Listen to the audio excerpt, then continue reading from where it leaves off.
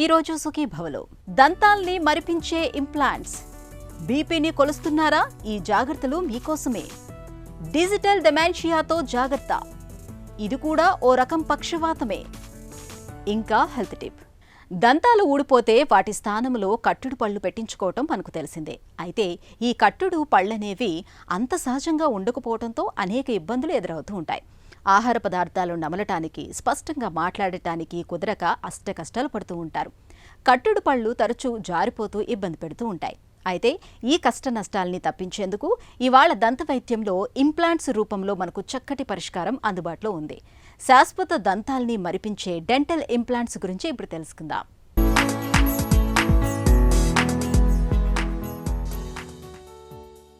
మొదట పాలపళ్ళు, తర్వాత అవి ఊడిపోయి వచ్చేవి శాశ్వత దంతాలు.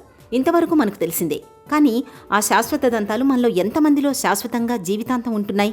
ఇవి పేరుకు శాశ్వత దంతాలైనా అనేక కారణాల మూలంగా మనలో చాలా మందిలో నడివయసు దాటకముందే ఊడిపోతున్నాయి. ఒకప్పుడైతే ఊడిన దంతాల స్థానంలో కట్టుడు పళ్ళు పెట్టుకోవడం మినహా మరే పరిష్కారమూ ఉండేది కాదు. అవి పక్కలకు కదిలిపోతూ నమలడానికి ఇబ్బంది పెట్టే కట్టుడు పళ్లతో అలాగే జీవితాన్ని నెట్టుకురావాల్సి వచ్చేది. గట్టి పదార్థాలని కొరుకుతూ రుచిని ఆస్వాదించాలన్న కోరికను చంపుకోవాల్సి వచ్చేది. అయితే డెంటల్ ఇంప్లాంట్స్ రాకతో ఈ ఇబ్బందులన్నీ తీరిపోయాయి. దాదాపుగా శాశ్వత దంతాల్ని మరిపించే ఇంప్లాంట్స్ని వైద్యులు ఇవాళ 3వ తరం దంతాలని ముచ్చటగా పిలుస్తున్నారు.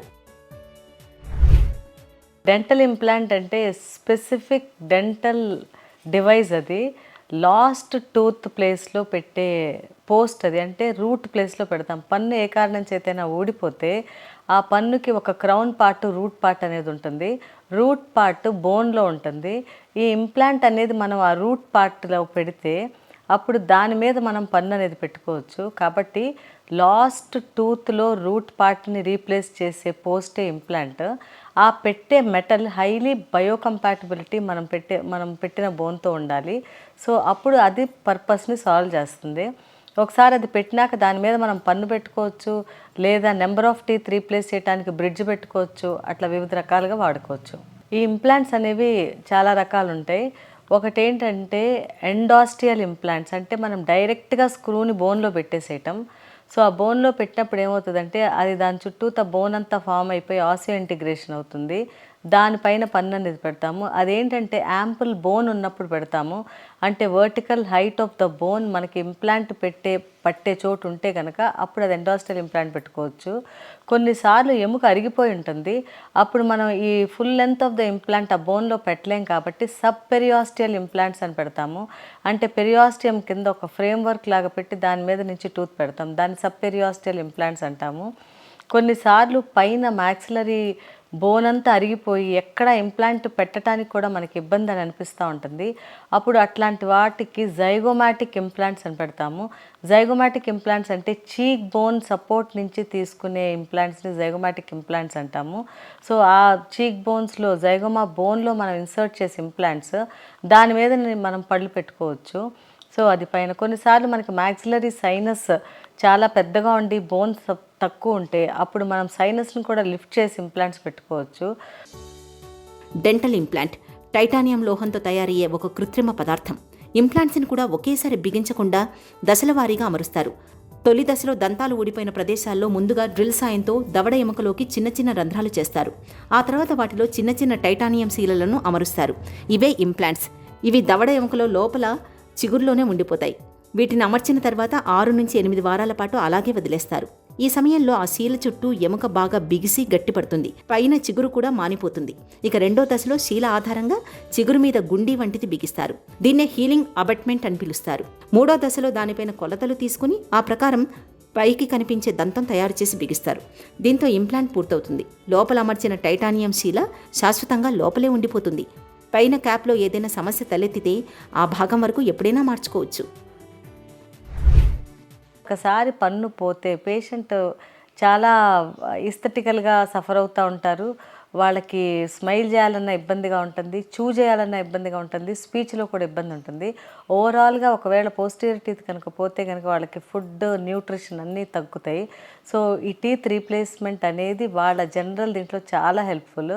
ఆ రీప్లేస్మెంట్ అప్పుడు మనం రిమూవబుల్ పెడితే వాళ్ళకి అంతా డిస్కంఫర్టే ఉంటుంది. అట్లా అని మనం ఫిక్స్డ్ పళ్ళు పెట్టాలంటే పక్కన టీత్ సపోర్ట్ తీసుకుని పెట్టాలి. సో పక్క టీత్ సపోర్ట్ తీసుకోవాలంటే పక్క టూత్ని మళ్ళీ మనం గ్రైండ్ చేసి ఎనామిల్ థిక్నెస్ దాని మీద తొడుగులిచ్చి పెట్టాల్సి వస్తుంది. సో పక్క న్యాచురల్ సౌండ్ టూత్ని మనం ఎనామిల్ కట్ చేయాల్సి వస్తుంది బ్రిడ్జ్లా పెట్టాలంటే. అదే మనం ఇంప్లాంట్ పెట్టాలంటే డైరెక్ట్ ఎక్కడైతే పన్ను పోయిందో అక్కడ ఉన్న బోన్ని మనం యూస్ చేసుకుని ఇంప్లాంట్ పెట్టుకోవచ్చు. సో పక్క టూత్ని డిస్టర్బ్ చేసే పనే ఉండదు, అది న్యాచురల్ టీత్ లాగే ఉంటుంది. ఒక్కసారి ఆ రూట్ వెళ్ళి ఆసియో ఇంటిగ్రేట్ అయితే ఇంకా పర్మనెంట్ అది ఫిక్స్ అయిపోయి ఉంటుంది, ఎటువంటి ఇబ్బంది ఉండదు. మామూలుగా మనకు ఒక దంతం ఊడిపోయినప్పుడు దాని కింద ఉండే ఎముక క్రమేపీ తగ్గిపోతూ చివరికి పల్లంగా మారి ఖాళీ ప్రదేశం మిగిలిపోతుంది. ఇలాంటప్పుడు కట్టుడు పళ్ళు పెట్టుకున్నా బ్రిడ్జి పెట్టుకున్నా ఎముక క్షీణించిపోవడం అన్నది ఆగదు. ఇలాంటి పరిస్థితుల్లో కట్టుడు పళ్లకు బ్రిడ్జిలకు బదులుగా ఇంప్లాంట్స్ని పెట్టించుకుంటే ఎముక నష్టం బాగా తగ్గుతుంది. ఇంప్లాంట్ కూడా శాశ్వత దంతంలాగా నిలిచిపోతుంది. గట్టిగా ఉండే పదార్థాల్ని నమలడానికి వీలవుతుంది. పక్కకు కదిలిపోవడం అన్న సమస్య ఉండదు కాబట్టి మాట కూడా స్పష్టంగా వస్తుంది. కట్టుడు పళ్ల మాదిరిగా రాత్రిపూట తీసి పెట్టుకోవడం అనే ఇబ్బంది ఉండదు. ఒకసారి ఇంప్లాంట్ కుదురుకుంటే అది ఇక జారిపోవడం కింద పడిపోవడం అన్న ప్రశ్నే ఉండదు. ఇన్ని సానుకూలతలు ఉన్నందువల్లే ఇప్పుడు డెంటల్ ఇంప్లాంట్స్కి బాగా ఆదరణ లభిస్తోంది. సో ఇంప్లాంట్ పెట్టాలంటే మనం generalized health of the patient చూసుకుంటాము. అన్కంట్రోల్ డయాబెటీస్ కానీ, ఏదన్నా మాల్ న్యూట్రిషన్ కానీ, వేరే ఏదన్నా హెల్త్ ఎయిల్మెంట్స్ ఉన్నా, వేరే అదర్ ప్రాబ్లమ్స్ ఉన్నా, ఏమన్నా లివర్ ప్రాబ్లమ్స్ కానీ, కిడ్నీ ప్రాబ్లమ్స్ కానీ ఇవన్నీ ఉంటే చూసుకుని రూల్ అవుట్ చేసుకోవాలి ఇంప్లాంట్ ప్లేస్మెంట్కి.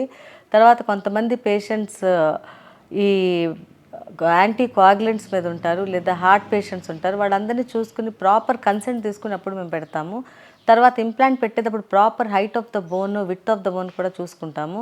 తర్వాత పేషెంట్కి ఏమైనా హ్యాబిట్స్ ఉన్నాయా అనేది చూసుకోవాలి. వాళ్ళకి బ్రక్సిజం కనుక ఉంటే ఇంప్లాంట్ స్టెబిలిటీ అనేది ఉన్నది. Implant needs proper stability for certain period of time.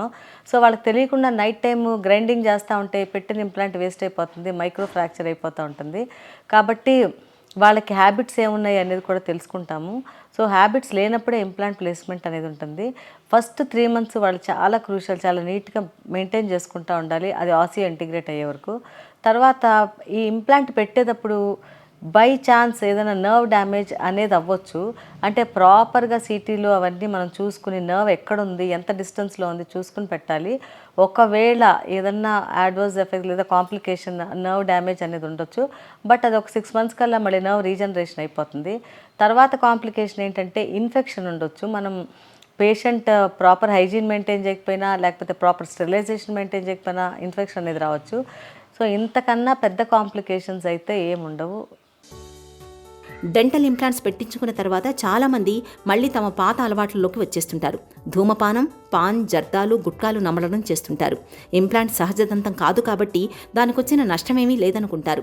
ఇలాంటి చెడు అలవాట్ల మూలంగా నోటి లోపల ఆరోగ్యం దెబ్బతిని ఇన్ఫెక్షన్ల బెడద పెరుగుతుంది. ఇవి చివరకు ఇంప్లాంట్ కదిలిపోయేలా చేస్తాయని గుర్తుంచుకోవాలి. అలాగే హై బీపీ, షుగర్, థైరాయిడ్ వంటి సమస్యల మూలంగా కూడా ఇన్ఫెక్షన్ల ముప్పు ఎక్కువగా ఉంటుంది. కాబట్టి ఇలాంటి దీర్ఘకాలిక జబ్బుల్ని ఎప్పుడూ అదుపులో ఉంచుకోవాలి. మన నోటిని ఎంత ఆరోగ్యంగా ఉంచుకుంటే ఇంప్లాంట్స్ కూడా అంత ఎక్కువ కాలం మన్నుతాయి.